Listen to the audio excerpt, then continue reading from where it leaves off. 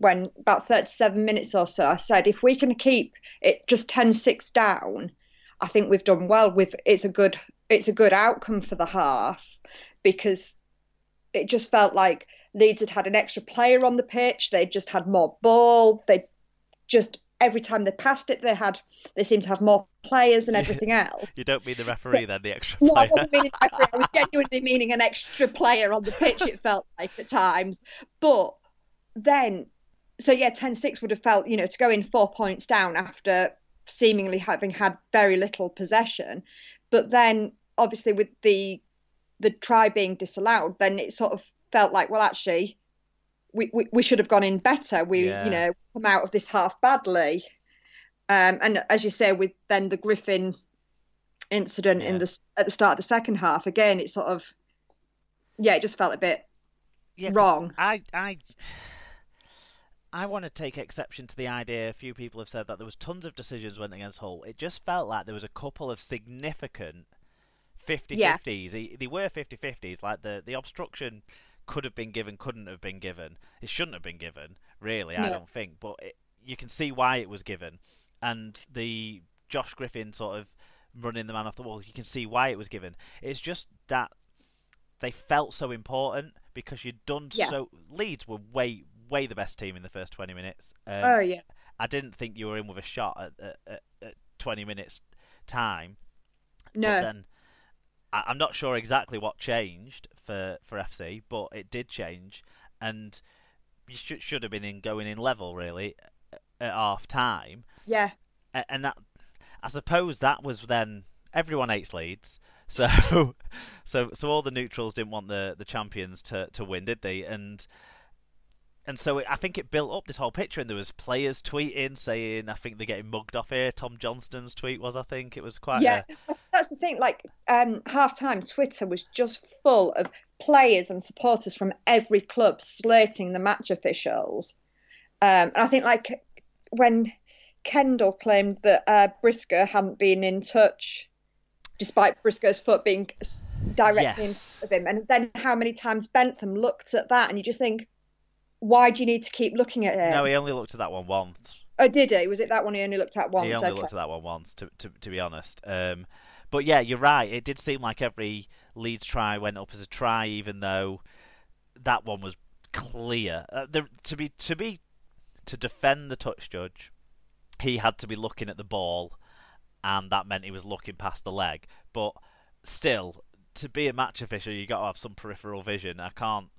You'd I, hope so. I can't. It doesn't. It just. I can't believe that one was even had to be referred by them. Even and it went up as a try as well. Well, it was Yeah, bonkers. So I guess that adds to the frustration, doesn't it? When you're feeling like all theirs are going up as tries, yeah. whereas and then coming back, like why are they trying to get them points and not trying to get us points, sort of thing. And that's when then you start feeling there's a bias there and all that sort of stuff. It's just natural, isn't it? It is, yeah. And Uh, as somebody said, I'm a Hull fan, therefore I do think that we were robbed. yeah, exactly. Do you think you did enough in the second half to be the better team to have, if you could have completed the comeback? Um, the problem is we didn't play for the first 20, 25 minutes of the first half. And to be honest, we didn't even really play that well for the first, 10, 15 minutes of the second half. Mm. Um, it would have been nice to have pinched it, but we just need to start performing for 80 minutes or 70 minutes even. Yeah, well, you had a terrible start to the game against Wigan as well. That's the other game I've seen you play. I mean, against Warrington, we had a self explosion as well, so that wasn't a full 80 performance either. It is early days in the season. I genuinely though I think some credit has to be given to Leeds because although they didn't rip you apart in the end like they were threatening to do. I think Myler had his hand in every try, pretty Myler much. had a good game. Watkins and Briscoe were very good. Watkins, his he's taken on this leadership role incredibly well. He's such more disciplined defender than he was before in the past. Whatever happened to him in the England camp to improve his defence, he's kept it going this year, and it's really impressive to see because we've always wanted Callum Watkins to be as good as his natural physical attributes make you think he should be, and Yeah. I think he's been incredible, and those players in particular really did stand out for Leeds, and they were the difference makers in the game. Yeah, Definitely. It was a bit harsh that Noel FC fan got listed by the legend, whoever that may be, who was selecting the panel, because one player definitely stood out, didn't he? And that was Jordan Abdul off the bench. yeah, yeah. And if he'd scored again, they'd have looked a bit daft, wouldn't they? Well, yeah, and you had like pressure on the Leeds line until you made a few mistakes, kind of Yeah, pushing things too much. In fact, your whole bench really played quite well. Jordan Lane, his name is a name I remember from seen around for years, so it's taken a while for him to get his debut, hasn't it? yeah. He made some good meters. He didn't let himself down at all. Brad No, Fash I had thought one he of was his stronger very, very games. good. Yeah, I mean, I've got Lane, Abdul, and Hadley. I thought had very good games, and Jack Lurgan as well. Yeah, I didn't know the injury story with Logan. I assumed he was just not getting selected, but injuries have forced Radford's hand. He couldn't sign any Antipodeans before the game, so he had to play the kids. Yeah, yeah, no. Lurgan got a because he was given the number 4 shirt ahead of Yeaman a couple of years He ago. was. Um, and then he got poked in the eye and basically didn't ever come back from the injury. Before he got fit, he then tore some ligaments, then Right, tore some more, and there's been some personal stuff as well that's gone on, which I think's really hit him hard. right. So, but yeah, I'm really pleased that he's come back and he's had a good game.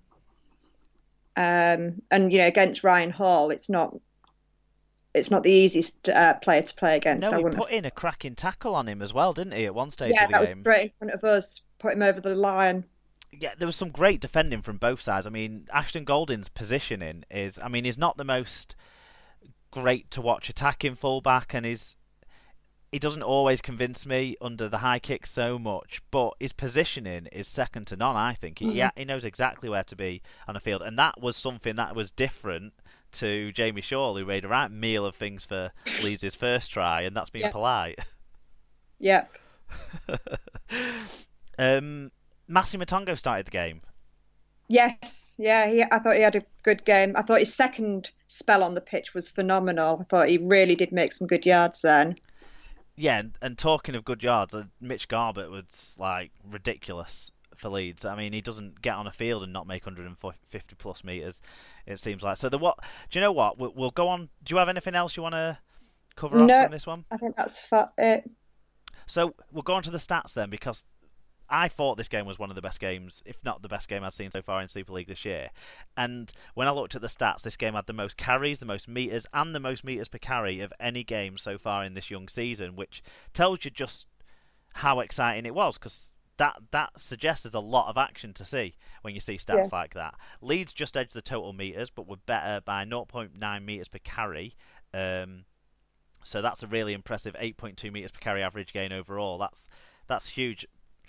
I don't want to say it too much to you, but Hull have been giving up quite a bit, few meters per carry against a few sides this year. So that's We something have to watch we're out. not stopping the player when they come into contact.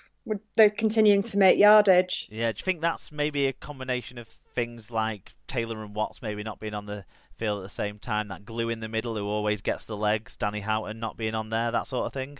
Well, yeah, I mean, we're missing Taylor. Well, we've been missing Taylor. We're now obviously missing Watson, Peer, and Houghton. So I think it probably is having an impact. Yeah, I think we're still really missing Gareth Ellis. Somebody just to when things aren't going our way, just to take the game and control it. yeah, that's actually. Do you know what? I haven't even thought about how much Gareth Ellis has missed, but he was important in all your big wins last year. Um, Yeah, Leeds, they also made 5 breaks to Hull's 3 and scored 4 tries to Hull's 3. For the record, the penalty count was 8 all. Not that that's necessarily an indicator of which side was favoured by the match officials, but it on the was an 8 all subject penalty of count. kicking and things, we were standing next to the Australian Masters team, who are the over 35s who are touring. Yeah. They're playing Rovers this week, they were telling us. But Sneed was lining up one of his conversions, and this guy just turned around and suddenly shouted, "He's facing the wrong way. Doesn't he know where the posts are?" And he was absolutely horrified at his kicking style. It was quite funny. And he even missed a kick in this game, so He did. yeah. Sack him. Sack the kicker. He's kicking at 85% again this season. It's a really remarkable record, especially considering he doesn't see where he's kicking towards. Yeah. Individually, Callum Watkins, 2 tries, 1 try assist, 5 tackle busts, 128 metres. He would have been my man of the match. Tom Briscoe, 2 tries against his former club, 5 tackle busts, 134 metres, 3 clean break, 3 successful offloads. Mitch Garbutt, 194 metres, and Ryan Hall kept in check on the try scoring sheet, but 162 running metres, so did put in a big shift still. For your Hull FC side, Dean Hadley, one of the players you mentioned, he worked really hard. He got a try and 40 tackles. Jordan Abdul played well. He got a try. I wasn't convinced about his try live, but a try in 131 metres. Josh Griffin 149 metres and Mark Minicello 121 metres. I thought it was possibly Josh Griffin's best match for us, actually. I think he's coming into things a bit. I thought he was threatening in the other games I've seen him in so far this year as well, more so than I saw him last year. Last year he seemed a bit off the pace, a bit disinterested maybe. I don't know as well whether we weren't utilising him in the right way. We were trying to make him play Hull FC game rather than letting him play Josh Griffin game. Right, yeah. So putting him into your sort of structures rather than letting him try and play offloads and that sort of thing. Yeah. Fair enough. Right, we'll move on to Friday night's televised game, another cracker. It ended Warrington 12, St Helens 30 in front of 12,268. Refereed by James Child. Again, we had a bit of good fan interaction on this one. Do you want to start with the first fan review? Yeah, the first fan review is from @Swiss_cowboy_78, who says, "The Wire were always in the game, but too many mistakes and errors. But damn, that Saints defence is impressive. And what was the old saying? Offence wins games, defence wins premiership. Man of the match for me, Stefan Ratchford." Okay. Wire Joe said, "Scrappy first half where, despite the handling errors and penalties that you'll always get with Warrington, it felt like we were still in it. Saints came out second half and showed their class. Roby, Barber and particularly Richardson were class. A well-deserved 2 points for St Helens tonight." Shoddy and Mungo says, "Saints just too sharp for the Wolves. Richardson man of the match for me, but a hat-trick usually guarantees a chat with Angela and an oversized check." Chris Stenton, this is a new name on me, so thanks for getting in touch, Chris. He said, "Warrington still have no attacking ideas close to the line. Saints are just clicking at the moment. However, too many players on both sides were milking penalties at the play of the ball. It's cheating and needs stamping out. I can't understand why Saints players feel the need to do it as their general play doesn't need the additional assistance." I agree. Milking penalties is cheating. We need to, and also there's going to be some other aspects of things that are borderline cheating that we're going to get to in some of the other games later on. So probably cover all that kind of topic off, particularly on the Hull KR game. Yeah, and claiming tries when you haven't scored them as well. That's cheating. That is definitely cheating. Which happened in this game. Well, I was late to watching this one. I was I'd been doing something with Emma and making tea or something, and then sort of was watching it on catch up, sort of fast forwarding through the scrums and that sort of stuff. Yeah. And so I was 10 minutes behind the play to not do the live tweet of the Ryan Atkins try celebration klaxon. But there you go. Who's next on the fan reviews? Tom Eckley says, "So from the season so far, I've concluded we can finally control a game through kicking, but we're now too incompetent to take the lead. I thought first half we did well, but wasted chances. Second, Saints showed their class. Richardson looks like some prospect." St David said, "Just love beating Wire away. The script is the same each time, but it's a great movie to watch. Okay, we lost last year, but you know what I mean. Defence key again. Sean long moment from Danny Rich to win the game with a ballsy break on the last and kick for Sky man of the match Percival's hat-trick try. My own man of the match was Thompson, who has become a real warrior in the front row. Only downside was the injury to Big Al, fingers crossed." Lee Whitnell says, we were our own worst enemy in this game. We coughed up possession cheaply, passed the ball poorly, and switched off in defence to gift Saints their lead before they turned on the class and went out of sight. Going forward, we are just awful. Other than the Hail Mary crossfield kick to the centres we use all the time, we never look like scoring. Crap. Well done, Saints." Tim Gradio says, insert Danny Richardson hype here, insert Ben Barber back to Oz rumour here. Also, is it just me